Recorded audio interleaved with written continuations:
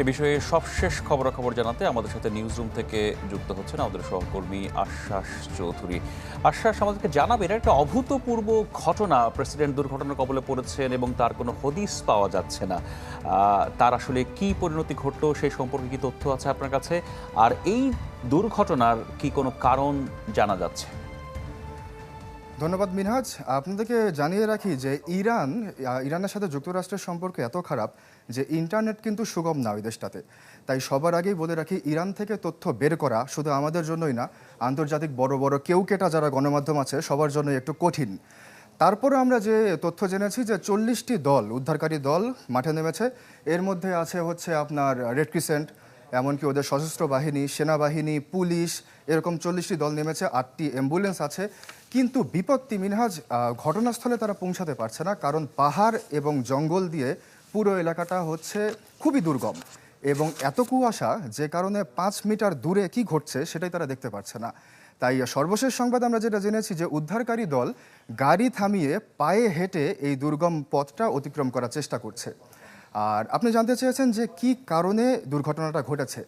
কি কারণে দুর্ঘটনাটা ঘটেছে এই তথ্য স্বরাষ্ট্র মন্ত্রণালয়ও দিতে পারছে না। তবে এখন আমরা এমন একটা জায়গায় এসে দাঁড়িয়েছি যে প্রেডিকশন এবং অনুমান থেকে একটা অঙ্ক আপনাদেরকে আমরা দেখাতে পারি। 1979 সালে যখন ইসলামী বিপ্লব ঘটল, যুক্তরাষ্ট্র ইরানকে এমন একটা নিষেধাজ্ঞা দিল যে তারা বিমানের বা অ্যারোস্পেসের কোনো ধরনের যন্ত্রাংশ না কিনতে পারবে না বেচতে পারবে, এবং যদি কোনো দেশ তাদের কাছে বিমানের কোনো যন্ত্রাংশ বিক্রি করে সেই দেশকেও নিষেধাজ্ঞা দেবে যুক্তরাষ্ট্র। এতে করে ওই দেশটির, ইরানের তেহরানের পুরো বিমান ব্যবস্থা, হেলিকপ্টার বলেন, বোয়িং যাত্রীবাহী বিমান বলেন, সব কিছুই কিন্তু অন্তত 40 বছর পুরনো।